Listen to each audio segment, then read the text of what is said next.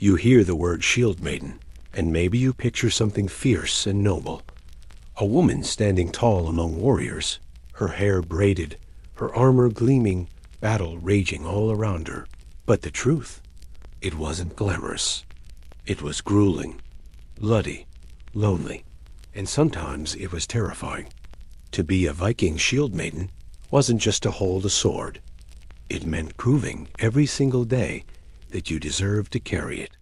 You trained until your muscles tore.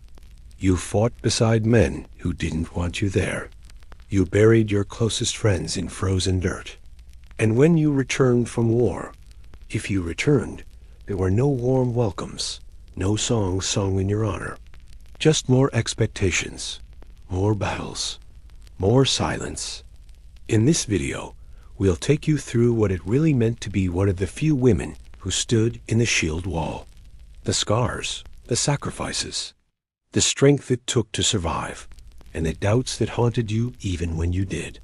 If you enjoy real history that doesn't to flinch, stories that go beneath the myths, make sure to like this video, subscribe, and let us know where you're watching from. Now, let's step into her boots. You are not born into softness. There are no lullabies, no whispered comforts, no gentle hands to carry you when you stumble. From the moment you can walk, you are taught that every step must be planted firmly, every breath must be earned, and every glance must hold purpose. You are a daughter. Yes, but more than that. You are a future shield, a future sword, a future threat to anyone who dares mistake you for fragile. In your village, girls do not spend their childhood braiding flowers or chasing rabbits through the grass. You chase strength. You hunt competence. You pursue readiness with your fists clenched and your jaw locked. Because one day, someone will swing steel at your face, and if you cannot meet it, it will split you open. You rise early, before the sun tips its gaze over the ridge. The frost still bites the edges of the longhouse, and your breath clouds the air as you pull on your boots and wrap your forearms in fur strips, stiff with yesterday's sweat. The training field waits like a quiet adversary, flat and open, dotted with wooden stumps and straw dummies sliced bare from days of practice. You walk there without hesitation, not because you enjoy it, but because enjoyment is irrelevant. Discipline does not ask how you feel. It only asks if you showed up. Your first weapon is not glamorous. It's not the shining blade you imagined while listening to old raid songs whispered over stew. It's a blunted stick, carved from a fallen birch tree, the bark half peeled and the grip rough enough to splinter your palm. Your fingers wrap around it awkwardly. It's too heavy for you still, but that doesn't matter. You will swing it anyway. And when it bruises your knuckles or knocks against your ribs after a poorly timed block, you will grit your teeth and swing again. No one corrects you gently. The elders point once, maybe twice, and if you fail to understand, they move on. You learn by bruising, by bleeding, by falling hard and rising harder. Your mother watches from the edge of the field, arms folded, gaze unreadable. She was once a shield maiden too, her braids long and silver now, but her stories are etched into the scars that climb her arms like vines. She does not tell you that she is proud. She does not tell you that you are brave. She only tells you where your stance is crooked and which muscle you are failing to engage. She teaches with silence, with expectation, with the demand that you know your own worth before anyone else dares to doubt it. The boys spar nearby, older, louder. They grunt with effort, curse when strikes land wrong, laugh when someone falls. You do not laugh. You do not curse. You absorb every movement, every decision, every hesitation. You learn where their feet fail them, where their blocks are lazy. You study their rhythm until you know it better than your own. Then you join them. They do not hold back, and neither do you. Your first real fight is messy. It's not a duel with poetic symmetry. It's wind and sweat and snapping elbows, and the taste of dirt when you hit the ground too hard. Your opponent stares down at you. He expects tears. You give him a broken lip instead. You learn then that pain is temporary, but memory lasts. That boys who sneer at shieldmaidens tend to bleed more than they realize. You're trained with axes next, not the heavy ones reserved for raids or chopping limbs. Lighter tools, weighted wrong for balance, but perfect for punishment. You swing until your shoulders cramp, until your grip fades, until your wrists feel like they've been replaced with fire. Then you swing more, because this is how muscles learn, not by comfort, but by refusal to quit. Toke, a veteran who trained your father before you were born, walks the field with a crooked limp and a voice like cracking wood. He watches how you move, how your strikes follow through, how you plant your heel before each swing. He nods once. That's all. You know you earned something then. There are no celebrations when you improve. No clapping, no cheering, just harder drills, more weight. Longer hours in the cold. Your hands blister beneath the hide gloves. You burst them open against wooden shields. You soak them in salt water at night and let the sting teach you discipline. Your mother once told you that soft hands cannot hold back death. You believed her. There are days when you ache so badly you don't know how to stand. Your thighs throb. Your ribs protest each breath. You wake with stiffness deep in the marrow of your bones. And still, you train, because you know that war does not wait. The raids do not delay themselves for convenience. Enemies do not arrive gently. And if they come when you are tired, then you fight tired. You are taught tactics slowly, how to breathe when cornered, how to strike for intention, not anger, how to use terrain like armor. You crawl through mud, climb cliffs, run barefoot across snow-drenched fields. You carry logs the length of your body, stack stones for walls you know will be tested. You dig trenches until your fingers are numb and purple. You sharpen blades until you see a reflection in them, and if your eyes look weak, you keep sharpening. The village treats you like a warrior before you've ever shed blood for it. And with that treatment comes burden. Expectations, the pressure to never falter, to never show softness. Shieldmaidens are symbols, myths made flesh. You wear that mantle before you fully understand what it means. You carry it into every training session, every sparring match, every glance from strangers who expect violence braided into your hair. There are nights when you lie beneath your bear-hide blanket and listen to the wind scrape against the wall. You count your bruises. You flex fingers that no longer bend easily. You remember the strike you missed earlier, the stumble, the flaw. You do not cry, not because you aren't allowed, but because it wouldn't help. You memorize the failure instead. You promise yourself you won't repeat it. You see older shieldmaidens sometimes. The ones who have raided coastal towns, split necks in two, returned with gold and grief in equal measure. They carry stories behind their eyes, memories they don't share at feasts. You wonder what they saw, what they survived, whether they too trained for war before they bled, whether they had to prove themselves every hour of every day to be taken seriously by clans that still hesitated to trust a girl with a blade. You sharpen your axe again. You do it slowly, purposefully. No one watches, but the gods do, and they do not blink. The sword is longer than your arm and heavier than your pride. The first time they press it into your hands, it tilts your shoulder awkwardly and drags your elbow low. It doesn't feel like a weapon. It feels like a punishment.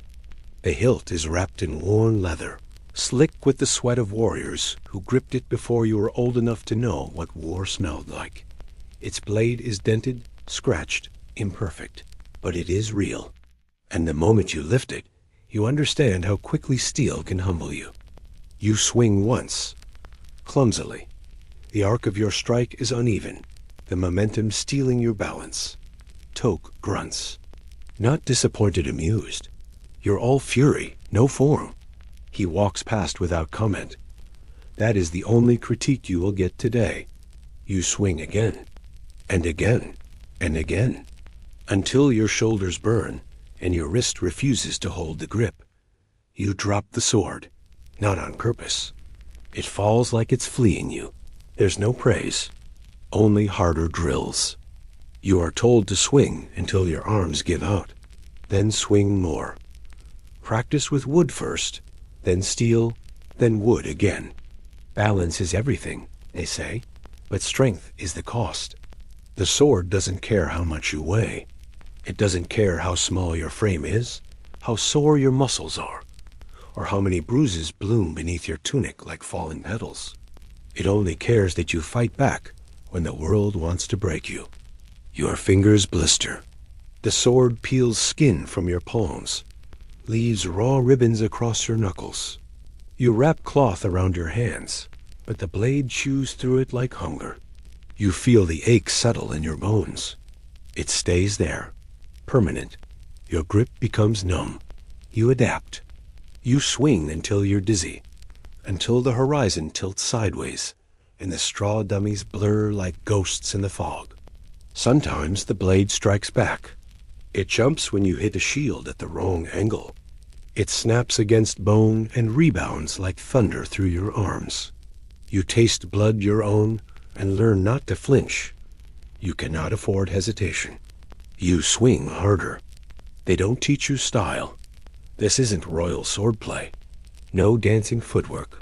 No flowery flourishes. This is the grind. The beat. The war drum in your chest that says, keep going. Toke watches you fumble the sword twice, then gives you a task. Chop logs. Not for firewood, for repetition, for consequence. Each swing should split the wood clean. If it doesn't, swing again. A week passes, then two. Your arms tremble even at rest.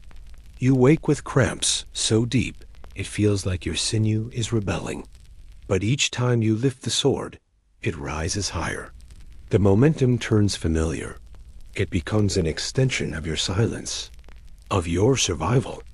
You spar with another girl, Bjarnhild. Older, broader. Her sword whistles through the air like it's eager to draw blood. Your block is late. The impact snaps your shoulder backward and nearly topples you. She does not smile, does not speak, only resets her stance. You do the same. She knocks you down 5 times in 10 minutes. You taste dirt again. But this time, your lip does not split. You swing low and catch her calf. She winces. You count that as progress. Later, your mother sharpens a blade under firelight. She doesn't look at you when she speaks. Steel is neither your friend nor your enemy, she says. It is your mirror. If you are weak, it will expose you. If you are strong, it will follow you. You watch her hands. They are calloused.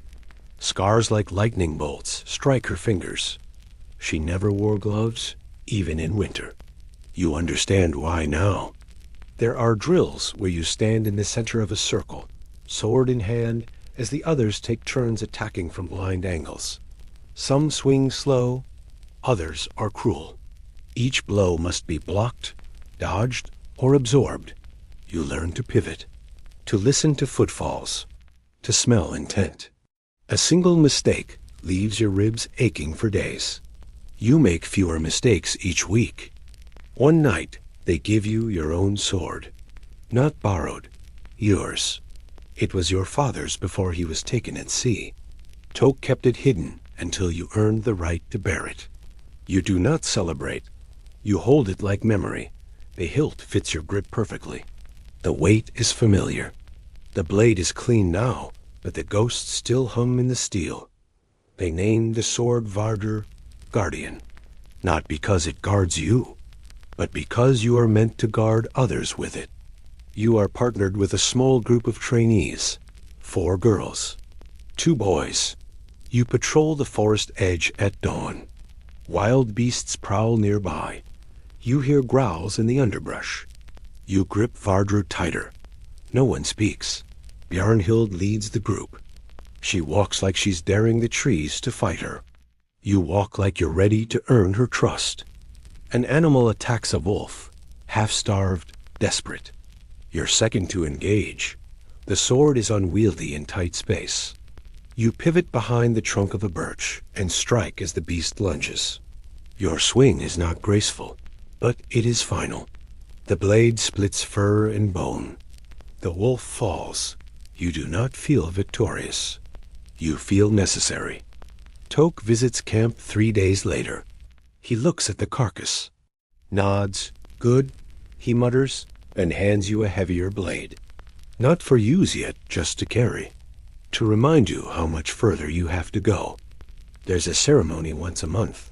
Young warriors stand before the elders. They do not wear armor, just tunics and pride. Each must demonstrate progress. Swing, block, endure. Your turn comes. You're called the daughter of Dagr. You step forward. Your heart is quiet. Vardra hums in your grip. You spar with 3 opponents in a row. No rest. They are instructed to be merciless. Bjarnhild watches. You win the 3rd match by sheer force of will. Your blade lands the final strike so hard the opponent drops their shield. You do not gloat. You simply return to your place, arms trembling, throat dry, spine straight. That night, Bjarnhild sits beside you. "You're not strong yet," she says, "but you're stubborn. That will keep you alive." Winter comes. Training intensifies. You swing in snow. Your sword stings colder now. The frost bites the steel. Your grip slips more often. You wear hide over your gloves. It helps, but not much. You cut through ice, through frozen branches, through fatigue. Your sword is your burden and your glory. You name every scar it gives you. They are not flaws. They are testament. One morning, you spar with your mother. She swings faster than anyone her age should be able to. Her strikes are unrelenting. You block 2, dodge 1. The 4th lands on your shoulder. You do not falter. She nods. You've passed another test. By now, you know exactly how Vardra behaves in different conditions. Wet, dry, cold, windy. You've trained in all of them. You know its balance, its reach, its soul. And most of all, you know this. The sword weighs nearly as much as you do, but it never drags you down. You carry it like destiny. They won't say it, but you see it in their eyes. In the sideways glances when you approach the shield wall. In the twitch of a lip that curls too easily into mockery. In the way they shift their weight, subtly, as if your presence disrupts the balance of tradition. You've trained longer than some of them, fought harder, bled more, but that doesn't matter. You're a girl with a sword, and to the old ways still clinging to pride like rust to iron, it makes you a threat, not to the enemy, but to the image they worship. At dawn, the shield wall is formed. Mud sucks at your boots. The wind carries whispers of war through the fields. Leather creaks as warriors brace. You take your place, not at the edge, not at the back, front line. Your shield is marked with clawed gouges from drills. Your fingers are steady, your stance practiced. Still, the man beside you, Olfer, mutters, "Should have been a stallion instead of a filly." He chuckles to himself. You do not respond. Response would be acknowledgement, and acknowledgement is too generous. He assumes you're fragile. He'll learn you're furious. Arrows rain down, sharp, screaming, death falling from the gods. The sound of impact is sickening. Wood splintering, shields cracking, screams that cut through armor like knives. Olfer stumbles. His shield drops. Yours rises. You cover him. You feel the shudder as steel meets oak, the vibration traveling up your arm into your ribs. He doesn't thank you. He only picks his shield back up and avoids your eyes. You are not there for gratitude. You are there to survive, and to ensure survival. The raid begins. Blades flash. Mud becomes a canvas painted with blood and splinters. You move like memory, each strike practiced, every dodge calculated. You don't waste motion. You don't show off. You dismantle the enemy with quiet savagery. A warrior falls beside you. Gunnar, throat open, eyes wide with surprise. You step over him and take down the raider who did it. Clean, efficient, no time for mourning. You were taught to bury grief with your bare hands. Later, around the fire, the men boast. Ulfr exaggerates a kill. Jorund mimics the cries of fallen foes. You sit sharpening your blade, silent, sharp-eyed, present. One of them mentions you. The girl fought like a draugr. There's laughter. But behind the laughter is a twitch of respect. The kind they don't know how to express. You've tasted it before. On the field, in the way they reposition subtly behind you when the next wave begins. When the odds shift. When survival matters more than ego. Bjarnhild nudges you. They'll never admit it, she says. But they sleep better when they know you're near. You nod. That's enough. The next raid is worse. The enemy outnumbers you. Their arrows sing. Their horses snort steam. Shield walls tremble. Men falter. You do not. You plant yourself like myth. The ones who mocked you yesterday now press closer, seeking cover behind your shield. Ulfr's knuckles brush yours. He doesn't choke this time. Doesn't speak. Just aligns his stance with yours. Later, in the healer's hut, you see his wound. Deep, ugly, but not fatal. He mutters something as the herbs sting. You held the line, he says. Better than I did. It's not apology. Not praise, just truth. You accept it. Your reputation grows like smoke. Intangible, but impossible to ignore. Young boys watch your drills now. They mimic your movements. Ask the veterans your name. Some call you Skaldmr with reverence, others with discomfort. The word tastes different in each mouth. You let them choke on it until they learn to say it properly. You spar with Eirik, a seasoned warrior, loud, proud, untested against silence. He thinks he'll break you. You break his rhythm. You fight like shadow, like consequence, like a future he was never prepared for. He yields, not with humility, but necessity. That's enough. In the feast hall, your seat is farther from the fire. Some things don't change, but the voices hush when you enter. Not out of disdain, out of calculation. Men who mocked now measure you before they speak. Women smile. The children whisper your name beneath breath. You are not beloved. You are understood. Another raid. This one on the coast. The boats grind into sand with violent hunger. You leap first, axe in hand, shield gripped tight. The enemy charges. Your formation buckles. You shout orders. Not all follow. Enough do. You cut down 2, then 3. The tide turns. Behind you, Ulfr shouts, "Shieldmaiden, left flank." He trusts you now, with more than his survival. You pivot and deliver. Bjarnhild joins. Together, you carve open space in the chaos. Not with brute force, with unity. Shield to shield. Breath to breath. Days pass. Weeks. There is a ceremony for warriors who endured. Names are called, honors given. Yours is called last, deliberately. The crowd watches. Some cheer. Others remain quiet. You walk forward. No smile, no bow, just presence. You are handed a new blade. One forged for you, not inherited, not borrowed. Its hilt is etched with your story. Scorn becomes silence. Silence becomes strength. Ulfr approaches. You belong here, he says. It's an offering. Not for friendship, for truth. You sheath the blade. You do belong. But you never needed their permission. Victory isn't loud. It doesn't cheer.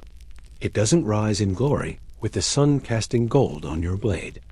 Victory whispers, like breath through broken lips, like a prayer mumbled beneath battle-rattled teeth. like the crackling fire behind a hastily constructed longhouse, while you wrap someone's missing limb in wool and grit. You don't celebrate it.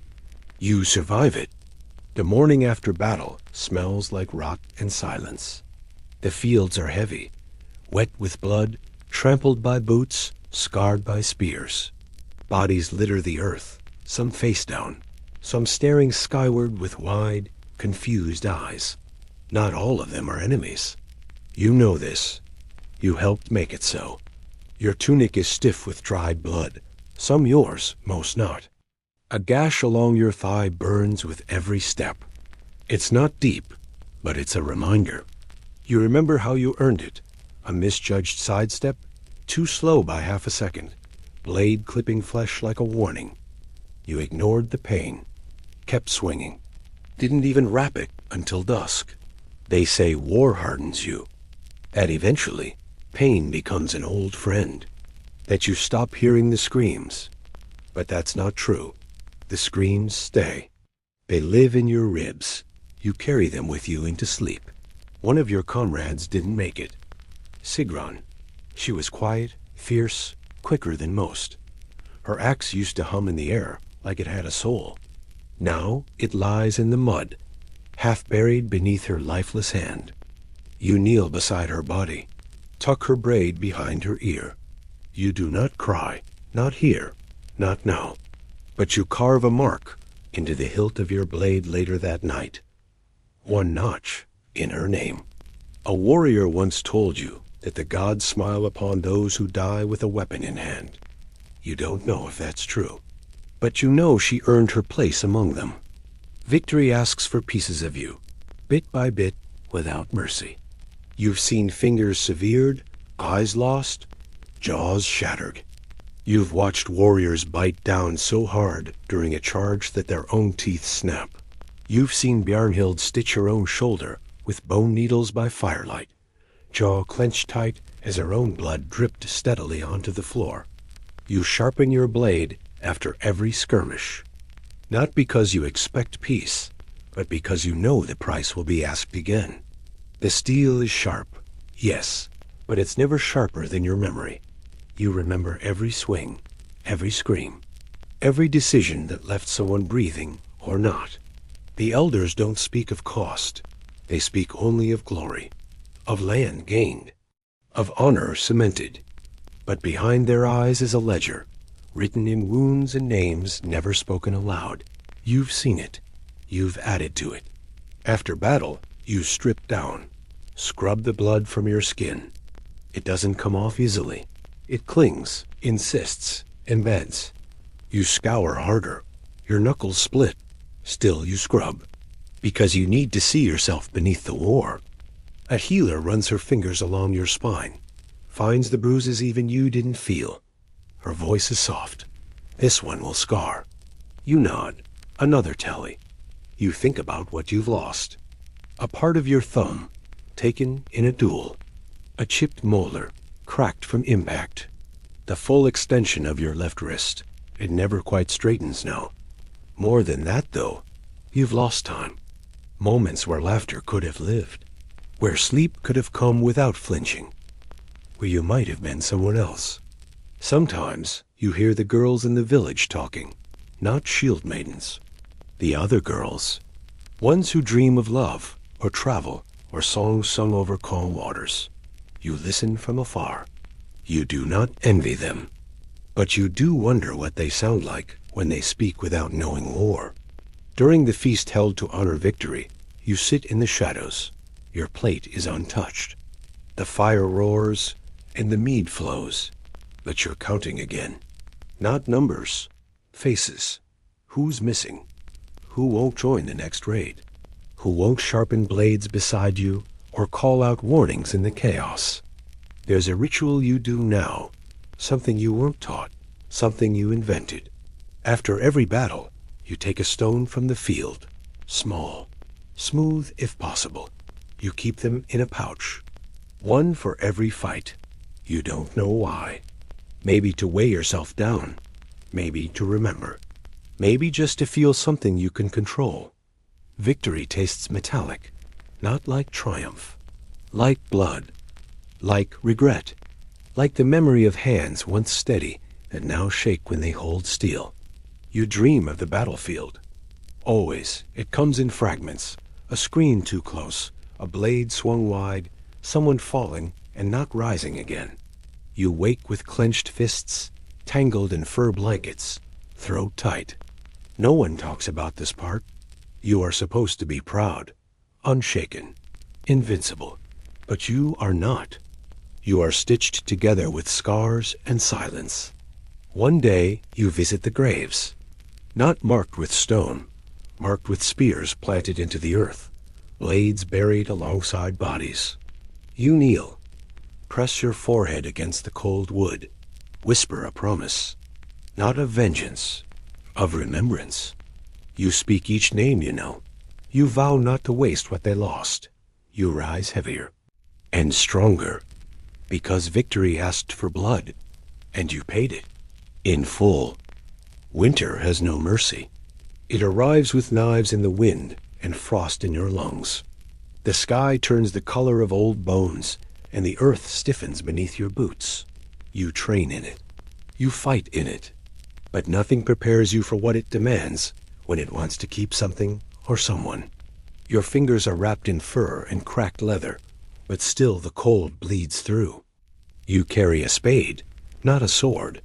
The blade you usually grip now lies at your side, dull with sorrow. It won't be used today. Not to fight, not to defend. Today it waits.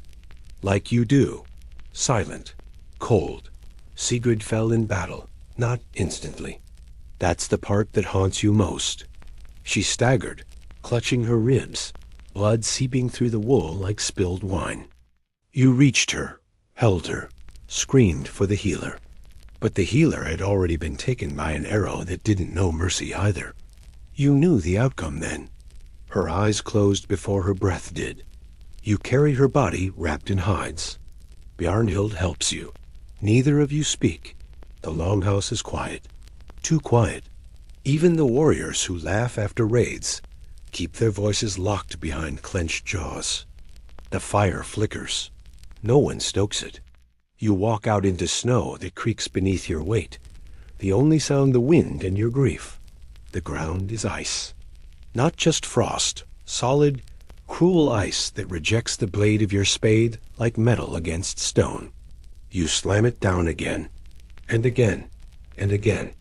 Each strike chips fragments of frozen soil, each shard a tiny rebellion against the silence around you. Bjarnhild joins you. 2 women, 1 grave, and the weight of every wound between them. It takes hours. And when you're done, the hole is shallow. Not enough to hide memory, but enough to shelter her from wind and wolves. You lower her gently. You place her blade beside her, polished, honored, revered. Her braids still hold the wildflowers she wove in secret. She smiled the last time she did that. You hadn't understood the smile then. You do now. The village gathers, sparse, wordless. Some murmur prayers to the gods. Others simply bow their heads. Your mother speaks a few phrases, a warrior's farewell. Not flowery, not kind, honest, earned. The dirt is returned 1 handful at a time. It crunches, it resists. But it yields eventually, because it must. You mark the grave with stone, not her name, her mark. A symbol carved onto her shield, a curled serpent wrapped in thorns. It meant endurance. It means legacy now. The rest of the day passes like melted snow, colorless and too fast. You return to the longhouse. You do not eat. You do not drink. You stare at your blade, wondering. There's a truth they never taught you. Sometimes survival feels like betrayal. You fight again a week later. The raids don't pause for mourning. The enemy doesn't honor your grief. Their axes swing just as fast. Their arrows fly just as cruel. You kill one man, his tunic stitched with gold, his eyes too wide for someone so trained. When he falls, you feel nothing. Not victory, not vengeance, just exhaustion. At camp, Bjarnhild sits beside you. Her brow is split, her knuckles raw. "She was better than both of us," she says. You nod, not to agree, but because you've already decided to become what she left behind. You start digging before battles, preparing graves before they're needed. Your comrades laugh at first. Too grim, they say. But when the war tolls rise, they stop laughing. They join you. Digging becomes ritual. Preparation becomes protection. You cannot stop death, but you can choose how it's honored. You carry a pouch now, not with stones, but with tokens. Bits of cloth, broken arrowheads, charms left behind. You don't look at them often, but you feel their weight, like memory, like debt. One spring, the snow begins to melt. The graves you dug in winter shift. Some markers fade. You carve deeper symbols. You speak louder names.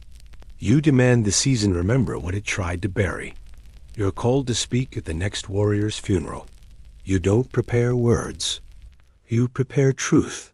She was not just brave, you say. She was necessary. And now we must become her echo. They listen, even the men. Later, you sharpen her blade. Not yours, hers. You don't know who you're sharpening it for. Maybe for someone not yet born. Maybe for the ghost of her courage. Victory is hollow when you don't share it. You know that now. The shieldmaiden's path is not just blood and steel. It's memory. It's ice. It's the grave you dug with frozen fingers so a friend could rest like a warrior. And when the snow falls again, you visit her. You do not cry. You leave a fresh flower, because she once smiled at one. You don't pray for safety. That much was decided years ago. From the first time you lifted an axe as a child, knees stiff, hands blistered, you knew the world would not protect you. It never had. Shieldmaidens do not beg the gods to guard them from harm. They ask to be worthy of harm's arrival. You kneel before Freya's altar not to plead for peace, but to forge your name in fire. The altar is no grand temple. It is a circle of stones darkened by soot and blood, tucked at the edge of the training field where the trees hold back the wind.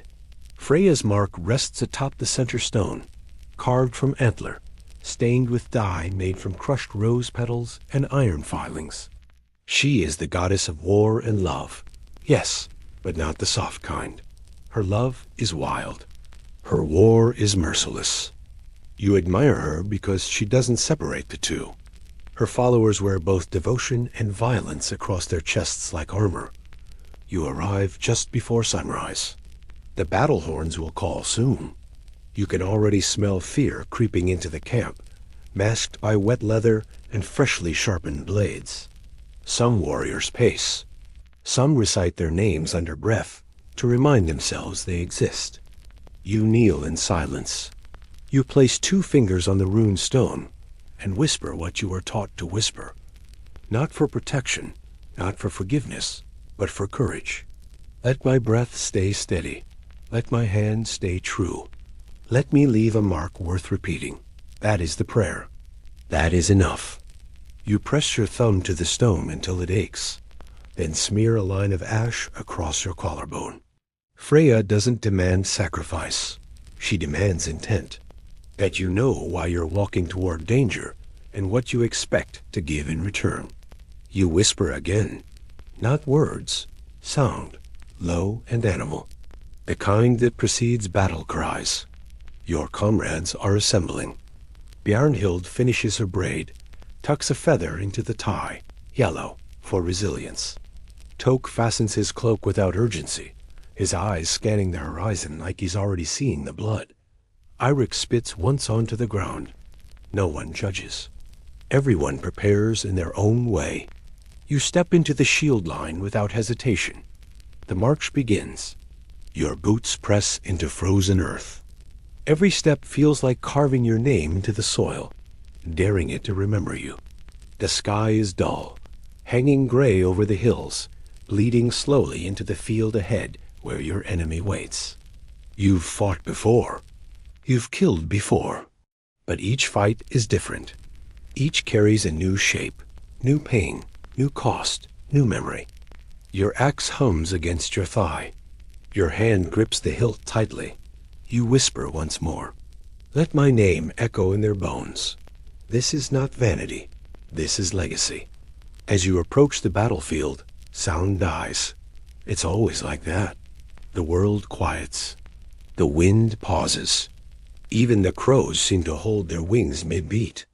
You hear only breath.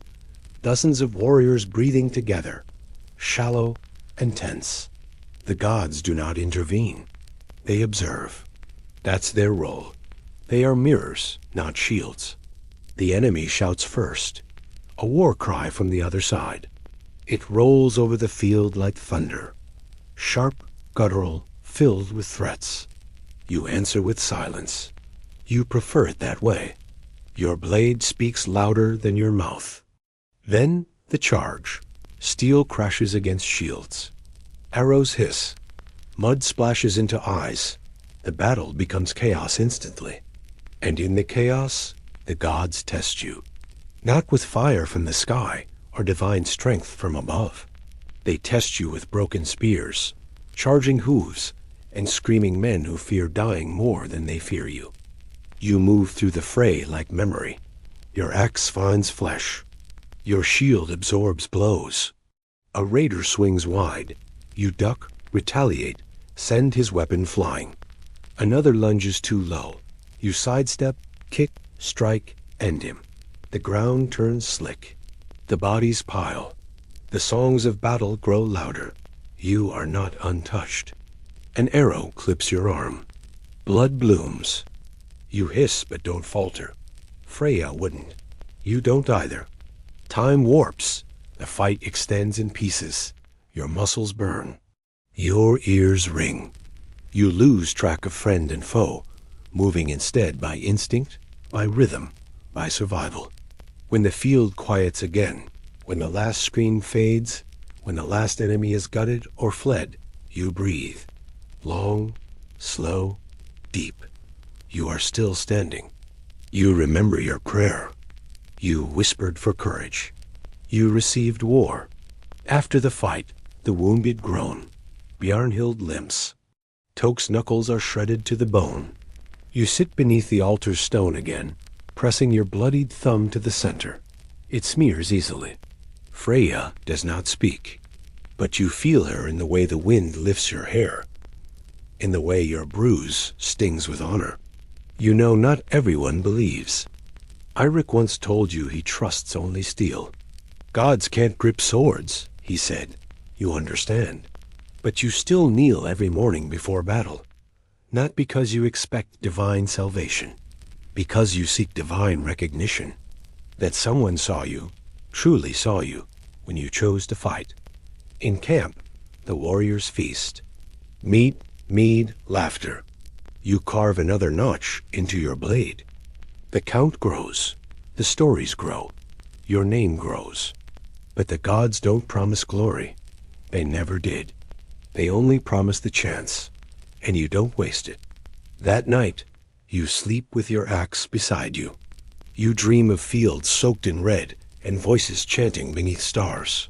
You dream of Freya walking the edge of battle, watching and waiting for you to be worthy again. The first cut was small. You are 13, maybe 14, training with a broken-handled axe and too much fire in your lungs. The elder told you to strike the post until your wrists bled or your doubt disappeared, whichever came first. The wound was shallow, a half-inch slash across your thumb, but it bled enough to feel like proof. You didn't hide it then, but later, when the cuts multiplied, you started tucking your fingers beneath sleeves, wiping blood on the inside of your tunic. You thought you were preserving dignity. You weren't. You were postponing truth. Now, you flaunt them. The scars run like rivers across your palms. Some are raised, some recessed, some hard to see, unless the light catches them just right. Others, jagged, fresh, stubborn, They refuse to fade. You stopped asking them to. Your comrades see them. Bjarnhild once traced one with her fingertip and said, "You fought 100 lives." You smiled, not because it was true, but because it felt true. You know that memories get stored in flesh long before they settle in story. There is a saying in the camp, "Don't to trust warriors with pretty hands." You live by it. Your fingers are warped. One knuckle is twice the size of the other. A scar from a blade catch stretches from your wrist to your elbow. You broke your thumb once in 2 places and reset it yourself using a bootstrap and an arrow shaft. It healed crooked. You never fixed it. You didn't need to, because your hands have become maps to every wound, to every survival, to every decision not to back down. You wear them like flags, stitched not by thread, but by consequences. During sparring, you use them without mercy. Your grip is relentless. A trainee once asked why you don't flinch when the hilt digs into your palm mid-clash. You shrugged. Pain teaches. They nodded, unsure. You're not always understood. That's fine. Your weapons obey you. And the truth is, your hands aren't just scarred. They're sacred. You recall the night Freya came to you in dream, not as a goddess of silk and fire, but as a woman with dirt under her nails and bone shards beneath her skin. She looked at your hands and said, "Your blood remembers." You woke crying, not in fear, in recognition. That day, you stopped covering the cuts. Even in ritual, you show them. When the others dip hands into spring water before combat to wash away fear, you keep yours unwashed. Let the grime linger. Let the red smear. You believe courage isn't clean. It's messy, uneven, sharp, sometimes ugly.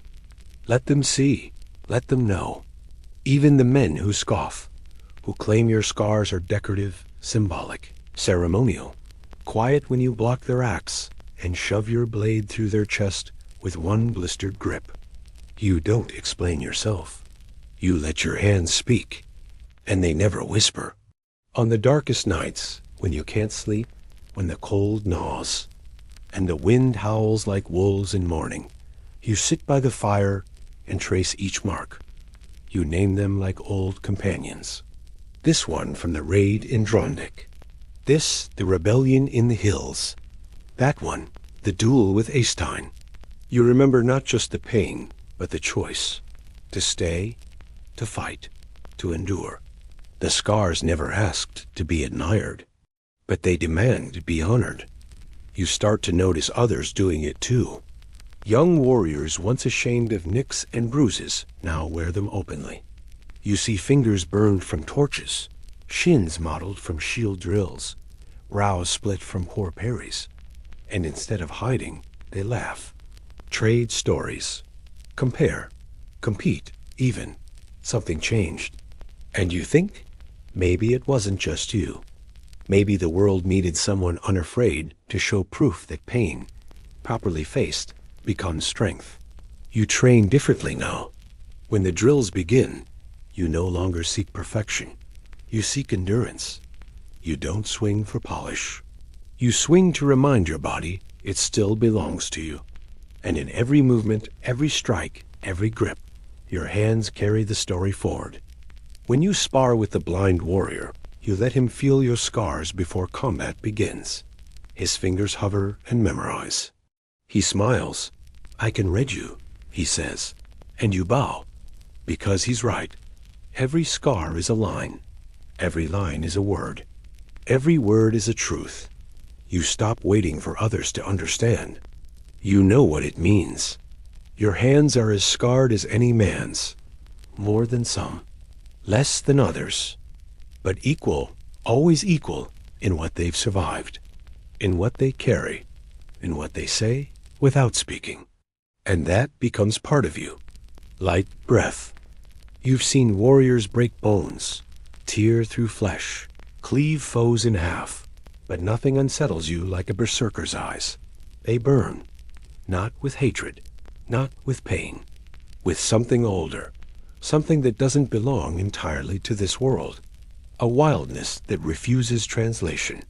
You've fought next to them many times, and each time, a small part of you prays they never turn their fury inward, that you don't become the thing they tear apart next. The berserkers in your warband don't speak much. When they do, their voices sound like cracked stone or drowning men. Their words come slow, like they've forgotten the language of restraint. You've learned not to ask questions. You've learned not to expect answers. You ride beside them anyway, because they are gods of violence. And sometimes you need a god. There's Thrigger, who fights with no shield, just a blade, too long for sanity, and a leather strap bound tight around his wrist to stop the shaking. He howls before battle, a true howl, one that makes your marrow twitch. And when the fight begins, he becomes wind and metal. You've seen him bite an enemy's neck with his own teeth and laugh with blood smeared across his chin like face paint.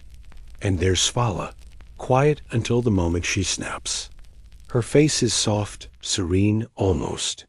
But once her rage takes hold, it blooms like fire. She rolls into combat like an avalanche, knocking warriors aside, breaking noses with her forehead, gouging eyes with bare fingers. You once saw her continue fighting with an arrow lodged in her shoulder. She ripped it out mid-stride and used it to pierce a man's throat. You watch them. You admire them. But you do not trust them. The berserkers sleep apart from the others, not because they choose solitude, but because the camp chooses safety. Their dreams are loud, filled with twitching limbs and whispered names that don't belong to anyone alive. You've heard Thrigger scream in his sleep. You've seen Svala bolt upright, hands clenched around nothing, breathing like prey about to bolt. Some say they were born like this. Others say they drank from the wrong stream during their rites. Still others whisper of curses. You do not speculate. You only know this. When you ride into battle beside them, death turns from certainty into spectacle. You ride with them during the Wolf Run, a campaign across the fractured fjords where raiders have slaughtered towns and left messages carved in bone. The journey is long, silent. Svala doesn't blink for hours. Thrigger carves runes into his own flesh with a bone shard he keeps tied into his belt. You try not to look, but you do, always. When you reach the outer village, it's already burning. The smell hits first, then the screams, then the silence, the worst sound of all. Thrigger doesn't wait. He jumps off his mount, rips his blade from its backstrap, and charges without orders, without reason. Svala follows. You chase, because standing still feels worse. The raid is brutal. Not quick, not clean. You're used to blood, used to bones breaking. But berserkers do not fight like mortals. They fight like storms. You see Thrigger take down 3 men with a single swing. Svala rips through the barricades like they were made of wet paper, and then, too close, one of them stumbles. Not an enemy. Bjarnhild. She gets too near, shouts a command. Thrigger turns on instinct, his eyes blank, his blade raised. You don't think. You tackle him hard, push his arm wide. Bjarnhild stumbles back, swearing. Thrigger shoves you hard. You hit the ground, ears ringing. He stares down at you, blinking like he's waking up. You say nothing. He walks away. Bjarnhild helps you up, shaking. You don't speak of it after. Not because it wasn't real, but because it was too real. That night, by the fire, Svala sits beside you. You moved fast, she says, not looking. You nod. They don't see faces when the rage takes hold. Only movement. I know, you say. She tosses a tooth into the flames. You don't ask where it came from. You sleep with one eye open, because loyalty has limits, and survival has rules. The next battle is worse. The enemy has numbers, skill, formation. The berserkers break it anyway. They charge the front like wolves, rending shields, barreling through spears, ripping men apart like bark.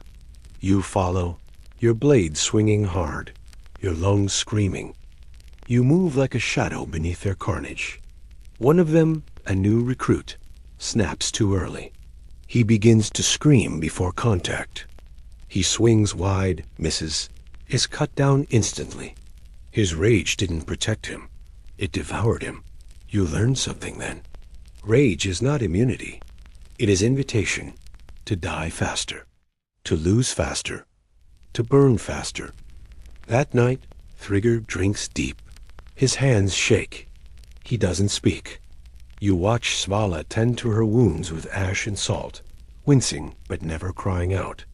You look at your own hands, your own scars, and you wonder, are you just one wound away from becoming them? Could the right pain, the right loss, tip you into madness? You don't know, but you ride with them again and again, because warriors are judged not by peace, but by what they endure in chaos. Berserkers endure everything, even fear. Victory is loud. It smells of sweat and meat and the sweet, fleeting mead that flows like river water on the night of triumph. They lift your arms. They chant your name. Children peek from behind tent flaps and point. Mothers smile at you, gripping their husbands' hands too tightly.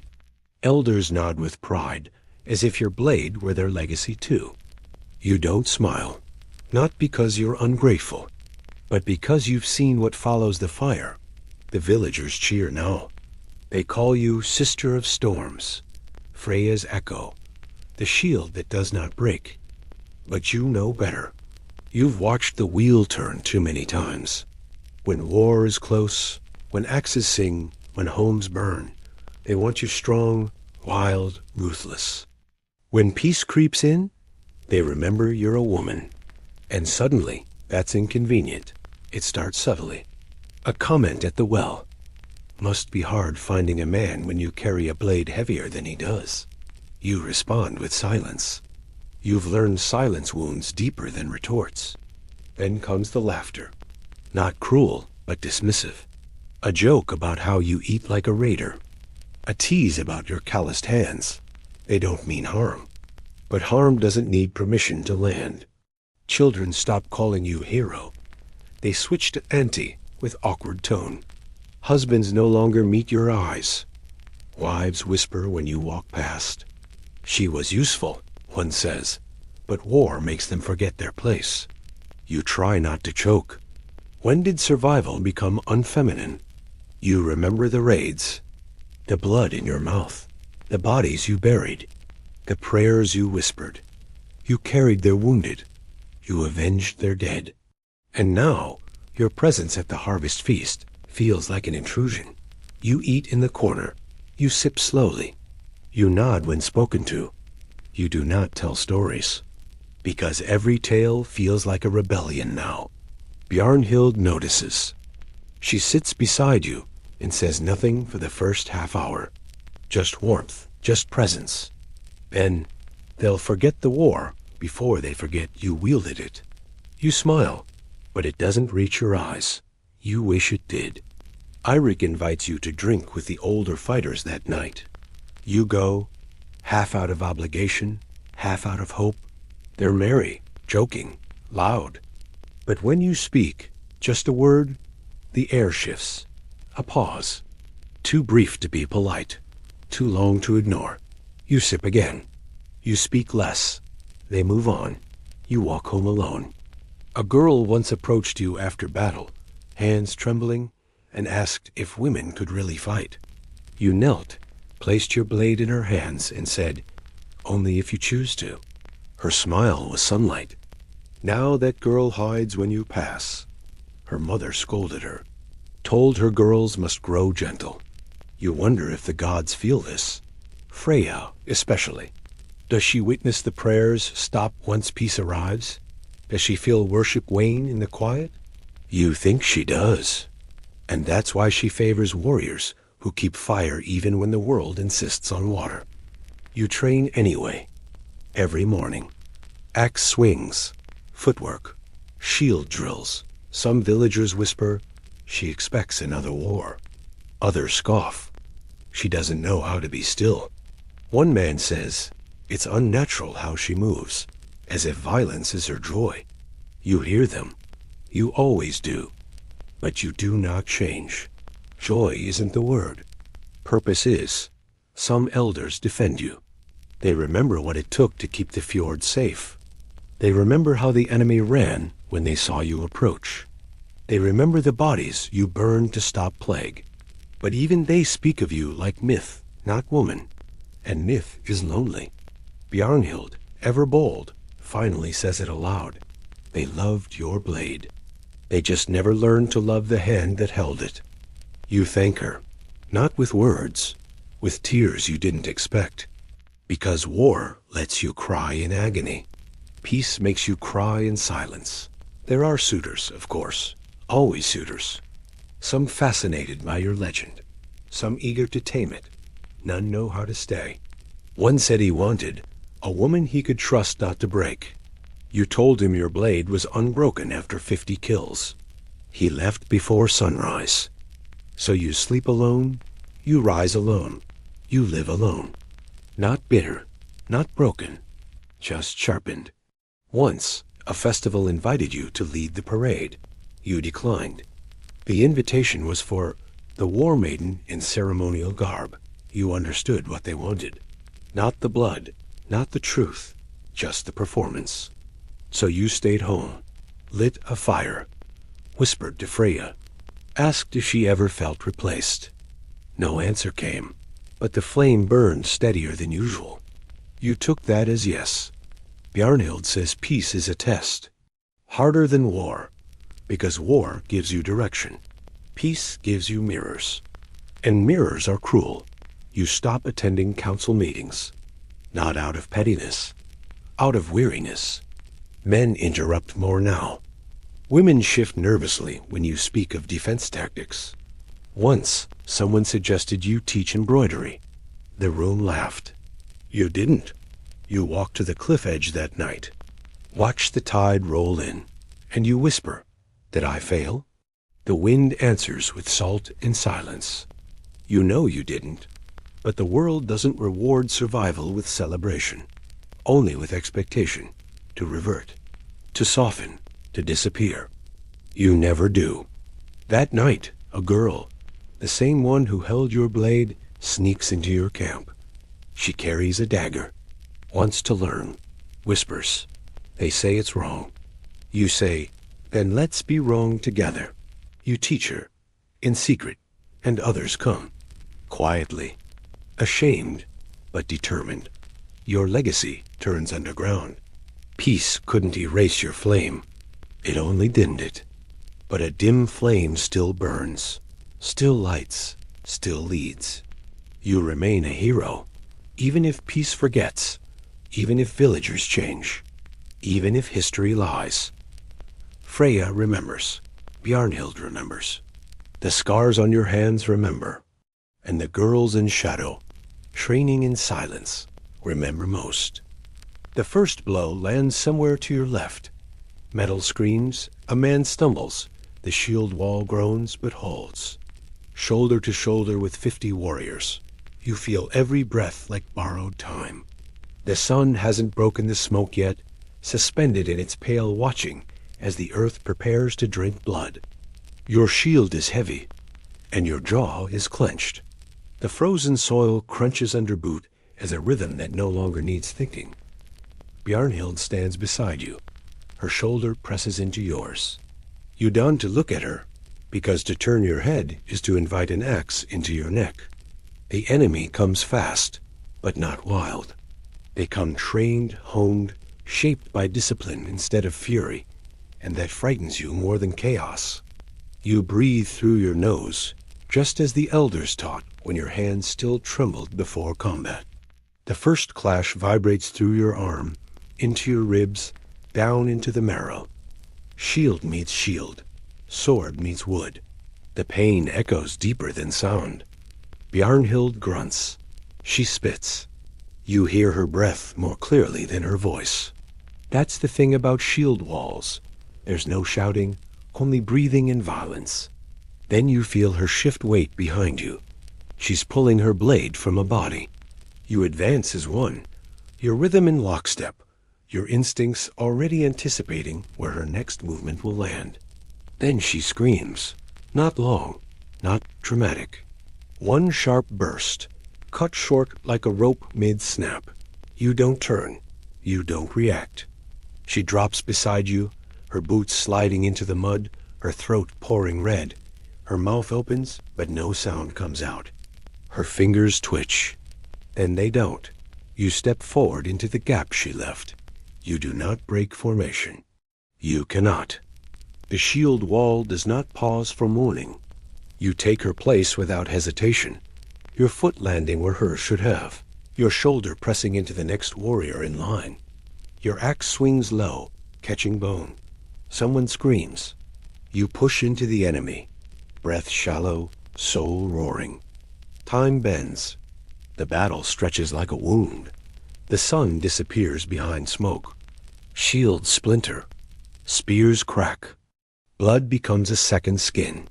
You move by muscle memory, rage, and something colder. Resolve. You can't grieve here. You won't.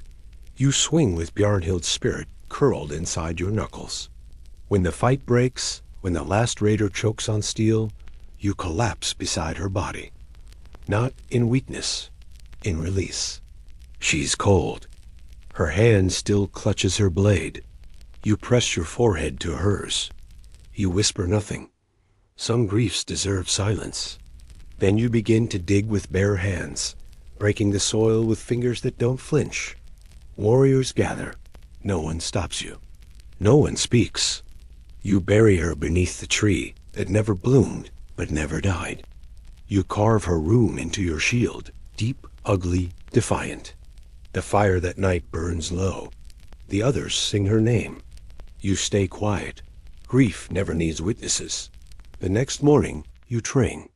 Not because you're healed, but because if you stop, you risk forgetting. And forgetting is betrayal. Every swing of your axe honors her defiance. Every step in formation echoes her strength. You live like she's watching. You fight like she's beside you. You become the shield wall, unbreakable, grieving, unyielding. They used to braid your hair with ribbons. Red, yellow, silver, blue.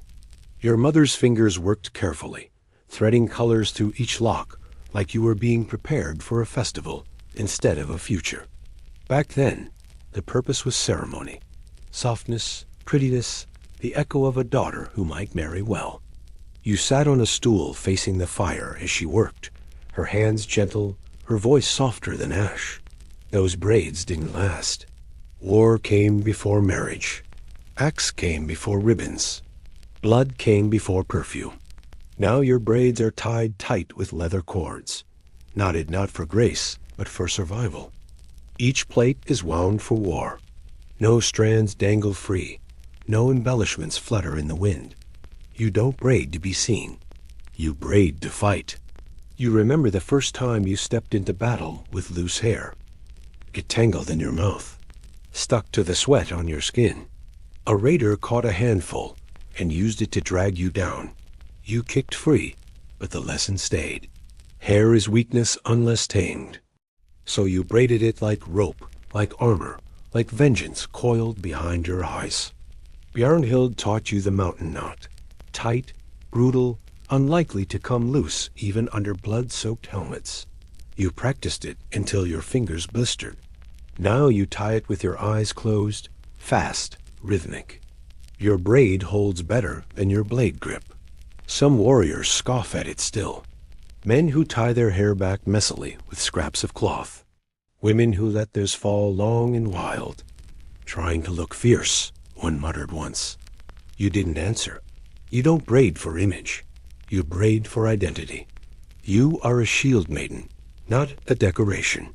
You are strength woven into scalp, not softness waiting to be praised. When young girls ask you why your braid twists like a black snake down your back, you tell them, it's a spine. It's your third weapon, and it's yours. Ceremony shifts with purpose. You remember the first time someone tried to braid you after battle, as if returning you to beauty. You stopped her, took the cord yourself, tied the knot the way Bjarnhild showed you. She watched silently. You didn't explain. She never asked again. Your hair never smells of flowers. It smells of ash, of steel, of leather dried over smoke. You've cut it shorter in winter and let it grow longer in summer. You've streaked it with battle dyes, black when mourning, red when leading, white when blessing the dead. But you've never dyed for beauty. The dyes stain fingers, sting eyes. You wear them proudly. They're not fashion. They're armor. When you walk into camp, warriors know you by braid length. It's a quiet signal. Long means distance traveled. Short means blood spilled recently. Missing cords mean mourning. You never had to say it aloud. The braid speaks louder than your mouth. Even Freya's altar recognizes it. Her runestone is etched with an image of a woman with 3 braids. You traced that once, after a raid, and you smiled, not in joy, in recognition. In battle, your braid becomes myth. A raider once tried to grab it, to tug you backward. He succeeded for a breath, then failed completely. You turned, elbowed his face, drove your axe into his ribs, pulled free your braid and said, "Tie tighter next time." That story spreads faster than fire. Young fighters tie double knots now. You never corrected them. Legacy is a choice. There's a ritual now. Before battle, you sit alone and braid slowly. Not for vanity, for calm. Each knot an intention. Each twist a memory. One for Bjarnhild. One for the girl who trained in secret. One for the warrior who cried beside your fire. You don't rush. You don't fumble. When it's done, you press a thumb to the braid's end and whisper, "Hold." And it does. You've stopped brushing out the blood. Let it crust. Let it harden. Let the braid tell its own tale. Elders tut say you should present cleaner. You ignore them. Your braid isn't meant to please. It's meant to declare. You were there. You survived. You remember.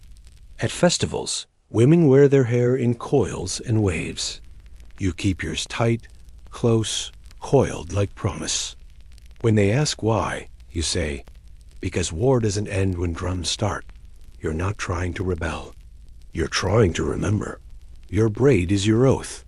Once, a man told you you'd look more beautiful with it undone. You told him you'd look more dangerous. He laughed. You didn't. That braid has been pulled, burned, soaked, sliced. It still holds. You think sometimes, maybe it's not hair anymore. Maybe it's history. When young warriors die, you braid their hair before burial. Tight, precise. You do it slowly, even when your hands shake, because remembrance deserves craft. You twist each section the way you would your own. You whisper their names. And you tie the knot, one last time, with love and rage woven into every strand. Your braid has become a mark, not just of you, but of every woman who didn't cut herself down to fit peace, of every fighter who refused to unlace herself for comfort, of every daughter who chose combat over quiet. You don't wear perfume. You wear blood. You don't tie bows. You tie cord. You don't dress for beauty. You dress to kill. And they still call you unwomanly, as if war belongs only to bare chins and unscarred hands.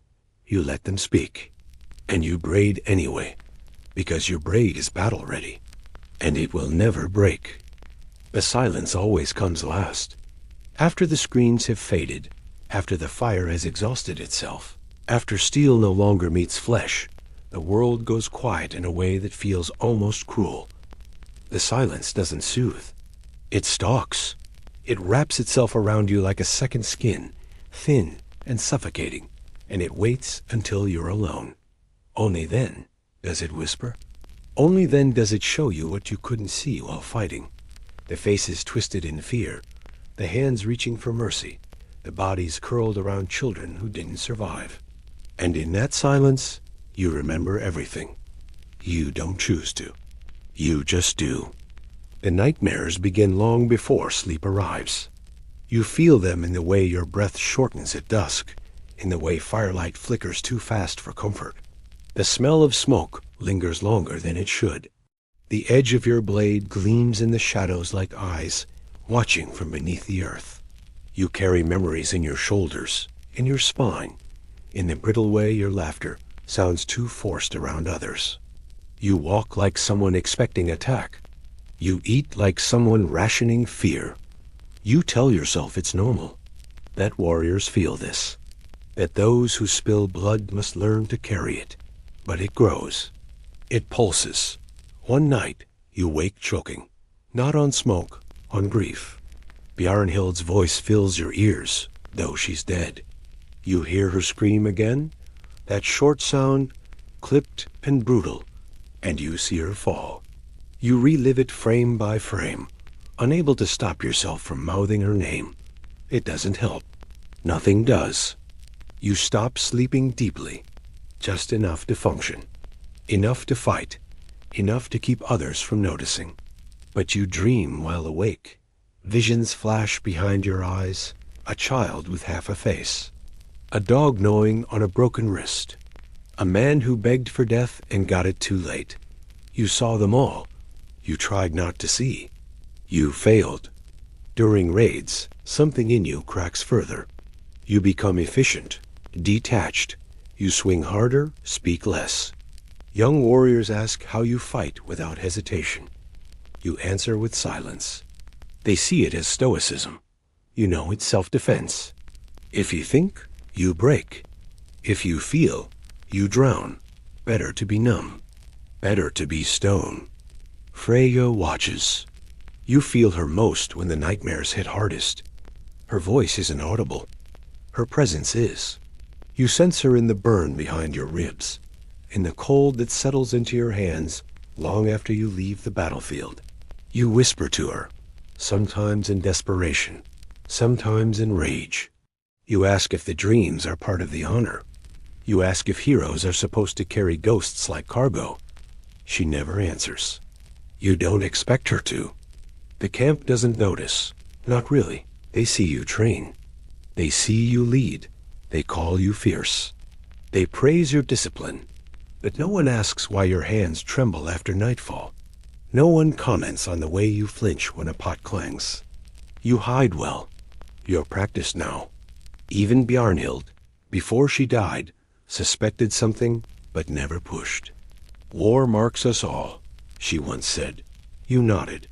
You didn't add. Some of us get marked inside. You try rituals, the ash smear, the fire chant, the cold water plunge. You sit by Freya's altar longer than usual, pressing your thumb to the stone until it bruises. Nothing helps. You ask for clarity. You ask for amnesia. She gives neither. You begin seeing faces in the forest. Not ghosts, just shadows that look like people you killed. You approach once. Find nothing. But the fear lingers. You stop walking alone at night. You keep a blade closer than usual. You tell yourself it's precaution. You know it's madness. Then a young fighter asks you why you sleep by the fire, not in a tent. You say it's preference. The truth? You fear the dark. Not because it hides enemies, because it plays tricks. It recreates what you've done. You've buried men and burned children, and cut down people who screamed your name for help. The dark knows all of it. Sometimes you hear singing, soft, broken. You follow it once, thinking it might be someone hurt. It's not. It's memory. The lullaby Bjarnhild hummed before sleep. You forget the words, but the tone remains. It haunts. It comforts. It cuts. You train harder, push past exhaustion, outlast younger warriors. You bruise faster, heal slower. You ignore both. People call it discipline. You call it defiance. You can't let the nightmares win. You refuse to be ruled by memory. But memory doesn't care. It arrives uninvited. On the worst days, you forget whose blood is on your tunic. You forget who screamed and who didn't. You mistake one face for another. You say the wrong name. You don't correct yourself. No one corrects you. You consider leaving, not the camp, the raids. Stepping back, letting younger ones lead. But then you hear rumors. Raiders regrouping. Villages threatened. You know peace is always temporary. You stay, because you must. Because someone has to. A child touches your braid once and says it smells like fire. You laugh. Too loud. The child doesn't smile. You apologize. Later, you sit alone and untie your braid just to see if washing it erases the memory. It doesn't. Bjarnhild visits in dreams now. Never speaking, just watching. Sometimes she smiles. Sometimes she bleeds. You wake sweating either way. You share a drink with an old warrior. He tells you he sees faces too. You listen. You nod. You don't reply. The next morning, he's gone. You wonder if the dreams got him. You wonder if the silence did. One night, Freya's altar catches wind from the fire and crackles louder than usual. You kneel, hands shaking, and whisper, "Do you want me broken?" The flame flutters. You imagine it's laughter, or forgiveness, or neither. You sleep that night without dreams. But the morning feels heavier. Like the absence of nightmares is their own kind of warning. Like forgetting is just the start of remembering worse. You ride into battle again. The rage feels familiar. The numbness feels like home. You fight. You win. You return. And that night, your dreams sing louder. You stop asking them to quiet. You start listening, because they're all you have left. And they know you best. It begins as a gift. The first piece of silver is hammered into shape by a tired blacksmith who watched you fight in silence and decided you were worth the metal. He gives no speech, no blessing, just the ring and a nod. You slide it on without ceremony. It rests on your arm, foreign and cold. But by dawn, it becomes a part of you. That silver knows fire now. It earns its shine not through polish, but proximity to blood. One ring becomes two, two become 10. Each piece added not for glory, but for memory. You refuse to wear silver you didn't earn. The rules are simple. One ring for each moment that changed you. Sometimes that moment is a kill. Sometimes it's a life saved. Sometimes it's when someone bled beside you, and you didn't flinch. You don't count victories. You count costs. The arm ring grows heavy. It clangs against your bracer in combat, echoing across the field like a hymn. Warriors glance at it with curiosity, then caution, then recognition. It becomes myth. People say you can tell her story by the rings on her arm. They're not wrong. Each one bears a mark, a dent, a streak of tarnish, a notch where steel kissed too closely. You never remove it, not even when sleeping, not even when grieving. You remember every piece. The third was for the raid at the fjord's edge, where smoke blocked stars, and you dragged 3 wounded fighters through a collapsed gate. One of them died in your arms. The silver burned against your skin all night. You didn't mind. The pain reminded you to breathe. The 6th came after a duel, not for honor, but for justice. A warrior who betrayed your camp, sold secrets, attacked a child. You demanded trial. He demanded blood. You gave him both. The ring was forged from his blade, melted and repurposed. You wear it on the inside of your elbow. Let it dig deep when you swing your axe. Let it hurt when you remember what justice costs. Some rings shimmer, others darken. You never clean them. They are not meant to shine. They are meant to speak. Once, a child asked if you were rich. You said yes, then said no. The rings weigh more than coin. They do not buy bread or shelter or favor. They buy memory. They buy truth. And the price is always steep. Bjarnhild had one ring. Just one. She wore it at her throat, hung from a leather cord. It wasn't silver. It was iron, old and chipped. When she died, you took it gently, with fire in your chest and salt in your lungs. You didn't add it to your arm. That would be theft. You buried it with her. Let it stay hers. Let it sleep. You've earned rings for killing raiders, burning plague villages, shielding children, leading midnight charges across frozen marsh. You've earned rings for things others cannot understand, for standing still when you wanted to run, for staying silent when words would have doomed everything, for burying the dead with bare hands, because no one else could bring themselves to touch broken bodies. You've earned rings for failure. One tarnished and bent. Shaped the night a young warrior died because you gave the wrong order. You wear it closest to your wrist, where pulse meets metal, so you never forget that leadership demands blood. No one can fake a true arm ring. The weight gives them away. The wear. The sound. Yours doesn't sparkle. It groans. It sings low. In battle, it becomes part of the rhythm. Swing. Step, ring, strike, ring, breathe, ring. You've trained with its drag, learned how to fight through its ache. You never wear gold. You were offered some once, a chieftain eager to decorate you for a political alliance. You declined. Gold is soft. Silver scars. Gold flatters. Silver remembers. Your arm ring is too loud for diplomacy, too honest for ceremony. When people ask to touch it, you let them, but only if they've bled. The silver knows how to speak to blood. You forged one ring yourself, the 10th. Alone, no tools but heat, stone, and your own weight. It was after a long night of nightmares, after the wind whispered Bjarnhild's name and you couldn't breathe.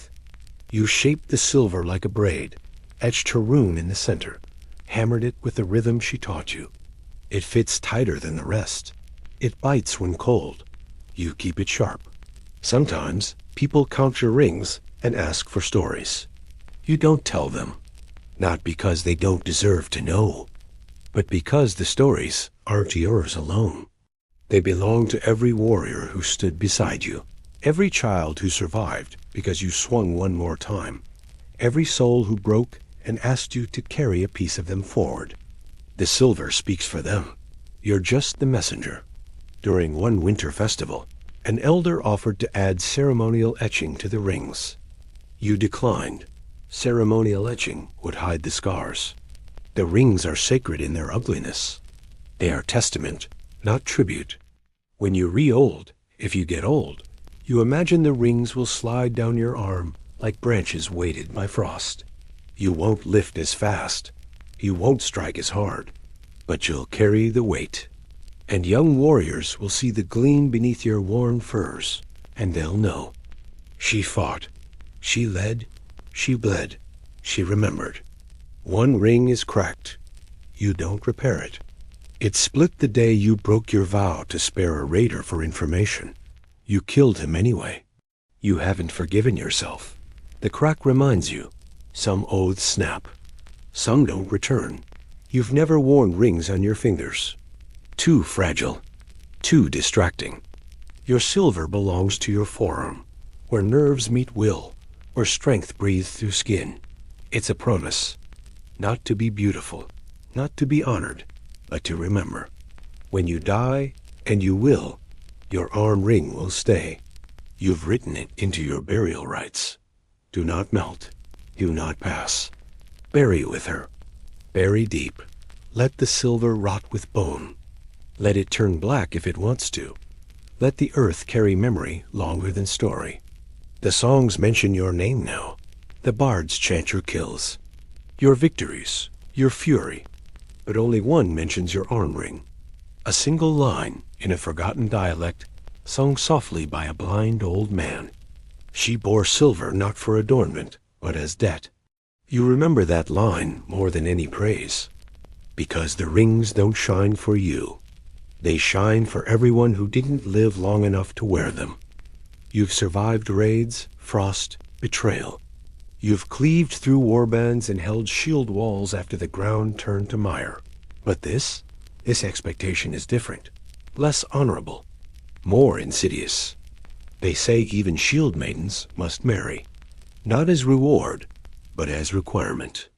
If you live long enough to stack silver and forge legacy, you must eventually be assigned a home, not through conquest, but through coupling. You aren't surprised. You just didn't think it would come so soon. Your name echoes in war camps. Your victories are etched into blades. You've led warriors into fire and returned with fewer wounds than most. But none of that seems to matter when the chieftain's envoy approaches, cloaked in ceremonial fur and expectation. He doesn't speak of love. He speaks of bonds, of peace, of alliance, of needing your name to stabilize the region. He says you'd honor Bjarnhild's memory by continuing her bloodline. He invokes your dead to leverage your future. It's clever. It's cruel. You listen, stoic, numb. You do not shout. That's reserved for battle. You do not reject him aloud. That invites shame. You nod once, and he takes it as compliance. The camp watches you differently that day. Warriors whisper not of your tactics, but your eligibility. They debate who you'll choose. Some guess. Some offer themselves. One leaves flowers. Another leaves a dagger, as if to say, choose protection, not affection. You do not reply. That night, you braid your hair tighter than usual. You whisper to Freya, not for guidance, but for rage. You ask if marriage is her kind of warfare. You ask if being claimed by another is the price of survival. No answer comes, but the flame spits. You take that as agreement. You've known women who married for love. One was a smith's daughter, soft-eyed and fire-touched. She chose a healer, a quiet man with scarred palms. They lived well, peacefully, until raiders came. He was taken first. She survived, but never braided again. Love, you learned, does not shield. It comforts. But comfort is brittle in war. You've also seen marriages forged for peace. One shield maiden allied with a clan to stop bloodshed. Her wedding was less celebration, more ceasefire. She moved into his hall like an ambassador. She bore 2 sons. She buried one. Her husband rarely spoke in public. Their marriage became a strategic silence. She fights still, not for him, but for what he allowed her to protect. You do not envy her. You respect her. You wonder, often alone, what kind of marriage would be offered to you. You know you frighten most men. Not by appearance, but presence. You fill a room. You lead formations. You survive. The kind of man they offer you will either want to tame you or to wear your legend like a cloak. Neither deserves your time. Bjarnhild once joked about who you'd marry. She said you'd need someone who understood the language of war better than poetry. Someone who'd polish your blade before they'd lace your dress. You laughed. She said you'd never bend your knee unless it was to bury a friend. She was right. She was always right. The chieftain sends another envoy. This one is younger. Smiling, he speaks of duty, of legacy, of what your sons could achieve. You ask what your daughters would inherit. He stumbles, changes subject. You dismiss him. He says you'll reconsider. You won't. Some women in the camp speak to you softly now, some with concern, some with envy. A few ask what it would feel like to live behind walls and let someone else fight for once. You want to say it sounds like death. You want to say you'd rather bleed than rot. But instead, you just nod. Let them dream. You train harder that week. Hard enough, your fingers split. You rewrap them without wincing. You sleep outdoors, even in frost. You braid twice, one tight, one loose, to remind yourself of duality, warrior and woman. But woman, you've learned, is a weapon. If wielded right, then a suitor arrives. Not an envoy, a warrior. He fought beside you once in the hills, saved a life, lost a brother. He doesn't offer flowers, doesn't praise your victories, just asks to spar. You accept. His stance is good. His eyes are sharper. The fight lasts 15 breaths. You win. He kneels, not to propose. To respect, you nod. Nothing more. The elders begin pressing harder. Time moves. Peace threatens to become permanent, and permanence breeds discomfort. They say a shield maiden without direction becomes dangerous. They say women who fight too long lose their softness. They say children need a mother, not a myth. You don't flinch. You've been called worse. You've survived worse. You walk to Freya's altar with your blade and your braid and your doubt. You kneel. You press both palms to stone. You whisper not a prayer, but a question. What makes a union worthy? The wind shifts. The flame leans. You take that as caution. The suitor returns, brings no words. Just a token, a bone rune etched with both your marks. You take it. You don't reject it. You don't accept it. You let it rest in your tent beside the blade Bjarnhild gave you. Let it wait. You begin teaching more girls, whispering truths in shadowed corners, telling them that marriage should never feel like surrender, telling them they can choose or deny or reshape the meaning entirely. You braid their hair for strength, not beauty. You teach them to carve runes that don't ask for protection, but grant it. One night, you dream of two paths. One leads to a hall, warm, filled with laughter. The other to a field, cold, drenched in memory. You stand at the fork. You do not walk either. You plant your blade, the paths blur. You wake breathing fire. No answer comes from the gods, because some questions belong only to mortals. You attend the next feast alone. Wear your arm ring over your bracer. Let the silver speak louder than your lips. Warriors glance. Elders frown. The suitor watches, but doesn't approach. You sit. You eat. You speak when needed. You laugh once, briefly. They stop asking, not because you chose, because your silence became louder than their demands. Some call you stubborn. Some say cursed. You don't care. Bjarnhild would have laughed. You laugh for her.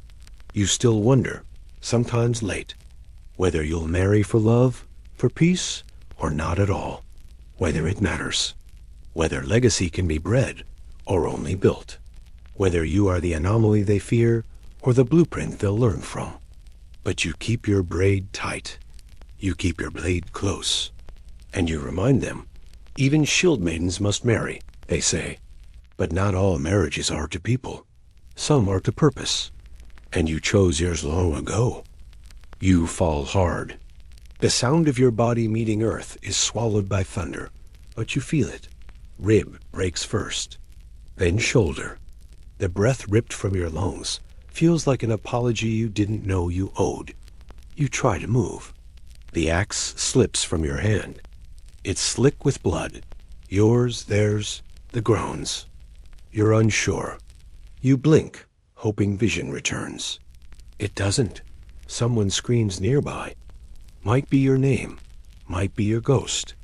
The shield wall continues without you, as it should. You don't call out. You'd rather die silent than beg for notice. That's how you lived. That's how you end. You fought like a warrior. You died like one. That should be enough. But deep beneath the ache, beneath the fading pulse, beneath the choked breath and the black fog rising, a single question gnaws at you. Will the gods hesitate? You trained under Freya's altar. You spoke her name louder than sleep. You buried her rune under your skin and swore you'd never falter. You braided your hair for war, not want. You carved memory into silver rings and wore grief as armor. You did everything they asked, without softness, without compromise, without pleading. But you're a woman. And even now, even bleeding, You wonder if they'll let that matter more than the blade you carried. You've heard the stories. Valkyries choosing warriors based on honor, sacrifice, fury. But none of the bards sang about women with broken fingers and fractured cheekbones, who led from the front and burned like prophecy. They sang about kings, about berserkers, about men. Bjarnhild once laughed, said Valhalla couldn't hold her, said she'd break the doors down. Sighed Freya would make space if none existed. You want to believe that, but belief is harder when dying, especially when you're alone. You feel something lift you, not physically, but spiritually. The weight of pain shifts. You blink again, and light seeps in. It's not fire, not torchlight, something colder, something drier. You wonder if this is the crossing, or illusion, or last defiance before quiet. The faces you've lost swirl through memory. Bjarnhild's braid, the blind warrior who read your scars, the child who whispered they wanted to be dangerous. You remember each. You speak none. Your lips won't move, but your soul screams, not for help, for proof, that what you built won't vanish with your heartbeat, that the silence ahead remembers the sound of your war cry, that the gods don't look away. You don't want their pity. You want their respect. The blade beside you still hums, as if echoing unfinished thoughts. Your fingers twitch toward it, not to fight, but to be buried whole. If you cross into Valhalla, you'll need it. You'll need every scar, every memory, every refusal to be less than the storm. You begin to forget pain, not because it's gone, but because remembrance demands space. You fill that space with names, not yours, the ones you saved, the ones you buried, the ones you taught. You hope they speak of you, not in feast halls, not in parades, in firelight with truth, the way Bjarnhild spoke, the way you lived, the way your braid never came undone, even when your body did. Time stretches, breath falters. You sense movement, maybe Valkyries, maybe wind, maybe just the universe deciding. You brace for judgment, not from gods, from legacy. And somewhere, faint, pulsing, fierce, you hear it, a drumbeat, a cry, a chant not in your voice, but your shape. Warrior, shieldmaiden, myth. It says you arrived. It says you matter. And it does not hesitate. You didn't carve this story to be sweet. You carved it to be remembered. From the first whisper to Freya to the last breath beneath thunderclouds, this Shieldmaiden saga is a roadmap of rage, resilience, and refusal. The gods didn't promise glory. You earned it anyway. One scar, one swing, one truth at a time. Her journey wasn't just warfare. It was inheritance. And now it's yours. So if this myth wrapped in blood and bone cut deep, if it rattled something quiet in your chest, then know to let it fade. Let it echo louder. Subscribe to carry her flame. Join the next raid. Hear the next verse. Because stories like this don't end. They evolve, waiting for someone brave enough to continue them. This is not just a tale. It's a blueprint. For women who refuse smallness. For warriors who bleed with intent. For anyone who believes memory is the fiercest kind of immortality. And if the gods do hesitate when they see you, remind them who lit the fires first. Follow, share, return, because legend demands witness.